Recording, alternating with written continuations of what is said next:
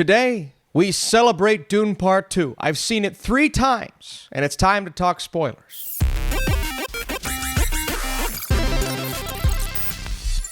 Not even that. I love this film with everything in me. I have confirmed in my brain that it is a masterpiece after watching it 3 times. And you all know I don't like using that word after just one watch. I gave it a 10 out of 10. I'm sticking with that 10 out of 10. If there was a higher score to give it, I would consider it, but it's physically impossible. And I apologize. I'm going to try my best to keep this concise, but my brain's going to be everywhere, so we're going to jump around a little bit. But I want to know in the comments, that's the most important thing here. I believe it's a beautiful place to start a thread of discussions, and feel free to spoil whatever you want, talk about whatever you want, and predict what's going to happen in Dune Messiah. But that's where we are headed, folks. And I think it's so funny looking on Twitter right now, like, people are, yeah, let's go, Paul. We're with you all the way, buddy. You're such a good guy. What a good man. What a good man Paul is. But in reality, no. See, Dune Part 2, it's a cautionary tale that centers around the rise of a dangerous yet truly alluring tyrannical figure that sets out on a dangerous path. And I mean, by the end of the film, he begins the Holy War. So, we're looking at a man who a lot of people within the Fremen believe this man is the Messiah, even when he doesn't believe he's the Messiah. I mean, listen, Stilgar is the greatest hype man of all time. I want this dude with me wherever I go, because no matter what I do, if I go into the bathroom and take a piss, he's going to be rooting for me. And that's where I need it most. What? No. But I love how this movie divides the Fremen, and it's very similar division to what I personally see in real life. Look, I live in Kentucky. It's the Bible Belt. So you have a lot of believers, except the area that I live in specifically right now is full of more non-believers than other areas that I have lived in the past. And to hear the division between what people believe, religion, anti-religion, atheist, whatever you want to consider it, it's fascinating. And the way that this film handles that is very similar to things that I have seen and encountered in real life. And it's so funny because whatever you believe is kind of what side you're going to be on. And someone like Stilgar, I mean, it's hilarious because they even say, well, Stilgar's from the South. You didn't hear his accent? I'm like, that's pretty good. It's just another way to allow people to relate to this film, but the religious division in this movie is the most fascinating aspect for me. And knowing, I mean, a lot of people still believe, even being aware that the Bene Gesserit, it's a possibility that they are behind spreading this nonsense, what some people, Chani specifically, believes is nonsense, and even being in love with someone like Muad'dib or Paul, doesn't keep her from sticking to those beliefs. So I really respect what they did with her character, making her a dynamic character, falling in love with this man that she knows is at the center of this hype and or controversy. And Paul himself doesn't even believe that he is this Messiah. But at a point when he drinks the blue worm piss, that's what they describe it as, everything becomes clear. But is he doing it because he is now, I mean, he rises from the dead very, very heavily on the biblical side. I mean, throughout this film, things happen. I'm like, that happened in the Bible. That happened in the Bible. So where he's pulling this from going through this story. But it's just fascinating to see it all play out and Frank Herbert's vision come to life on screen, and reading the book, seeing the differences from the book. I believe this film handled that beautifully, and not every adaptation has to be a 100% copy of the source material. You can take things that work for the universe that you're creating on screen, and I believe Denis Villeneuve does that beautifully. But, back to my point, is he truly the Messiah, or does he see the vision of the future and realize this is what I have to do for things to work out in the way that they should, and instead of being one with these people, now I have to lead these people to paradise. And normally when you hear a leader saying, well, I'm going to lead you to paradise, I mean, sometimes it works out well, but most of the time it doesn't. The idea of either a Messiah or a false prophet, the Antichrist, I mean, everything kind of applies to this character. And I would say a lot of it's up to interpretation, but kind of knowing where the story goes with Messiah and seeing how this specific film, I mean, the signs are there in this film that he is going in a direction that's not necessarily a good one. And part of me does understand, and seeing people on Twitter tweet these things, and like, yeah, go Paul. Part of me does understand why people could perceive it like that, but at the end of the day, it's these subtle things written into the story that tell me that he is set off now on a path that he may not ever be able to return from, not only going against his heart and knowing that eventually Chani, she'll forgive him, but at this moment in time where he is at the end, he knows he has to take the princess's hand and continue this bloodline through her, yada, yada, yada. And the poor emperor, the poor bastard, he's just kind of sitting there like, how did this happen? Obi-Do. I want to be like you. So I keep changing my opinion on who the MVP of the movie is. I believe the best performance in the film is Javier Bardem as Stilgar, providing a little bit of humor, some things that people are going to be able to relate to. If he feels like the most human character of the bunch, his beliefs, nothing is going to stand in his way of truly believing that Paul Muad'dib Atreides is the Messiah. And that's, honestly, it's kind of a beautiful thing, but at the same time, it's just it's funny to watch as it plays out. And no matter what Paul does, he's on his side. I also look at Chani, Zendaya's character, as somewhat of the MVP of the film, because really it all starts and ends with her. The first Dune, I believe she's the first person you see, and in this film, she's the last person you see. And so it's almost her journey, Dune Part 2, as much as it is Paul's, and where Paul kind of, the visual of the sandworm kind of going off in its own direction, where Paul does that as a character, and she stands firm throughout this entire film. It's fascinating, or it's going to be fascinating to see how they handle the differences between this and the end of Dune, the book, because in the book, it doesn't necessarily play out with Chani going off and doing her own thing. It's very different in the way that it handles it, and there are so many things between those two that they never do in this movie. And so I'm trying to figure out how Denis is going to handle Messiah as a film compared to what that book does. And I only know the basic summary. I don't know exactly what happens. I haven't read Dune Messiah, but I have read Dune. And this movie is very different. But, and maybe it's where I've not been a huge Dune book fan for a long time because I recently read it. But I believe the movie handles things in a more interesting way. I think I prefer the movies over the book now that I've seen Part 2. But it's also hard to say these things because Rebecca Ferguson's in this movie as our new Reverend Mother, and the path that she goes off on, spreading these lies.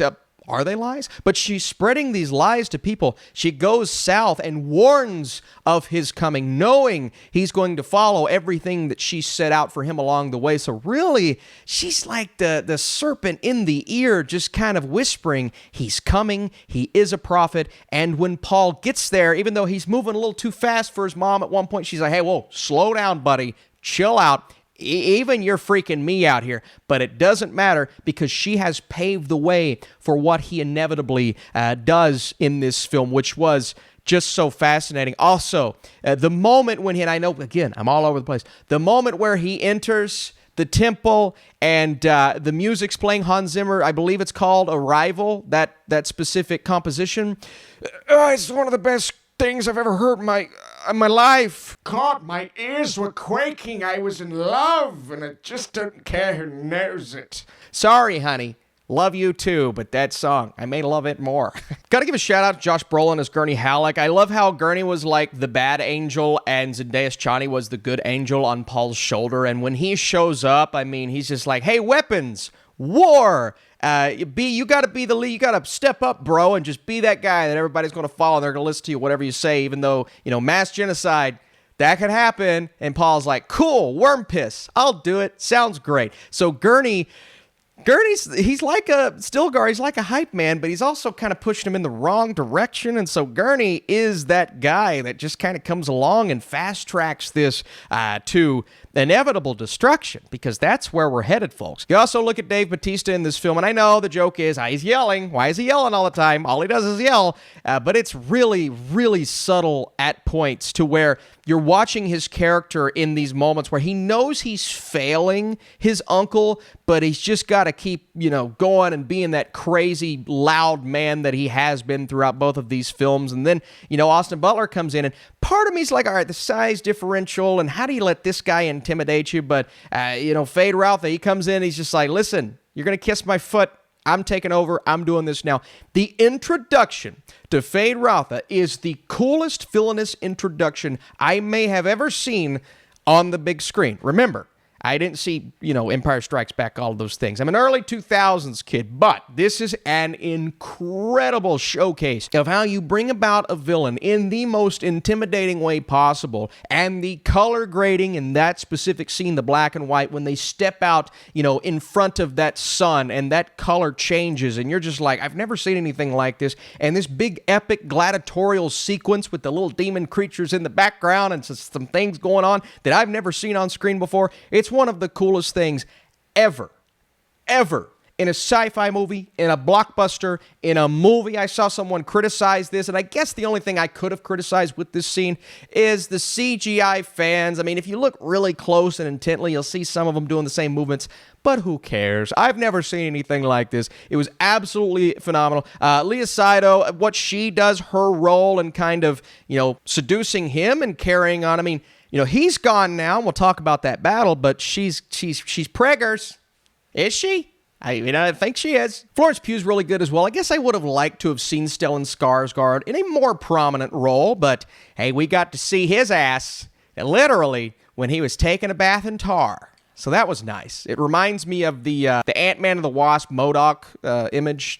It's just, I don't know why. The sequences that stand out, the whole movie. But no, I love how we start out. The color grading in the opening scene when they're going around and fighting these guys that show up. Just the way that scene comes together is absolutely gorgeous. And then it really is the first hour, a buildup of this romance, a buildup of Paul as this Messiah, coming about his names, and you're going to name him after the little mouse that runs around in the desert, and Stilgar's like, whoa, hey, the mouse is smart, he's wise, he gets water from things that have what? Don't you talk about Paul like that. That's my boy. The moment where Paul rides the worm for the first time, bringing about the grandfather worm. We've never seen a worm this big. And it's so funny because all of these things that are happening, they are kind of crazy. And so, if I was one of those guys that really, truly believed and I saw this stuff playing out and not what's going on in the background, I'd be like, yeah, he's going to save us. And he kind of does until he doesn't, until he won't, until it gets bad. And I also saw some people say, and I get it, I really do, Paul's turn was very quick, but there are a couple things at play there. First, he drinks the worm piss. That messed his mom up, kind of messed him up, but it made things more clear. And he talks about seeing a path, a very narrow path, that if he does everything exactly the way that he has foreseen it, even though it's going to piss some people off, Chani, then things are going to go the right way, what he believes is the right way, and so he does what he does based off of that. And so, yes, some of these things we see when he's starting to fast-track his rise to power, they do seem a little quick, but especially during my second viewing and inevitable third viewing, and I will see it a fourth time, I was starting to notice more and more that these subtleties weren't all that subtle, and his eyes were literally, when he comes back to life thanks to Chani, opened up, and once they were open, he saw what he had to do. And that moment that he walks over to Chani before that battle and says, listen, love you, girl, really do, but it's not going to work out at this point. But you will come to understand what I am doing. He sees it. He knows it's going to happen. That's why he does it. That's why he breaks her heart. Temporary pain and sadness. Only for things to get worse. And that entire final sequence, just the battle, the calling of the worms, the big, huge nuclear explosion that happens, and everything visually is perfect. It couldn't be any better than it actually is. The final hour of this film is one of the best hours of a movie that I've ever seen, ever, in my life. And so I felt just so attached and connected to this meteoric rise, and it all builds to something that is awesome. But then beyond that, you get another battle between he and Fade Routha, a villain that they've been building, and he's maniacal, he's menacing, he's slicing people's throats, he's feeding, random people to his babies, and it's just a bunch of women who eat people. And so that's a thing. And this hand-to-hand combat sequence at the end, and everybody keeps saying it, they're saying the same things. It's one of the coolest combat sequences I've ever seen. It's not the most revolutionary action. People are acting like they haven't seen The Raid or John Wick. But for what it had to be, taking out Hans Zimmer's score, which is usually a bad idea. In this case, it was a good idea. It's the right decision. And seeing this hand-to-hand combat play out, I was riveted, locked in, edge of my seat, from start to finish, and at a point, I knew it didn't happen in the book like this. I'm like, did they just kill Paul Atreides? That I knew they didn't. In the back of my brain, it's like when Avengers Endgame came out. I knew they were coming back to life, but in the back of my head, I'm like, are they really gone? And it's the same thing with this. Did they just kill him? But then I remember there's a very brief shot earlier in the movie where you see that knife go in to Fade Rotha, and you get that exact same shot. And so it's so brilliant what Denis Villeneuve does, whether it be mimicking the shot of Paul fighting when he sees that vision in the first Dune with what Chani does in that final battle in this Dune. That was a beautiful parallel, as well as showing us the knife go into Fade Rotha, not knowing what it is earlier in the movie. And then you get to that scene, that sequence, and that's exactly what happened. See?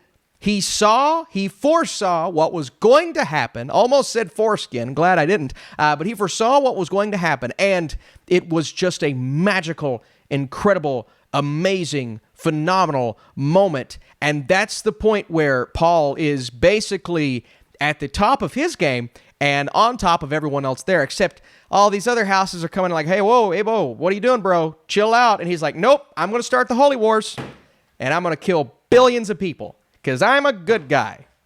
And so you get it at the same time, Paul, the emperor, took his father. The emperor went after the Atreides. It was very wrong. But here's the thing about war.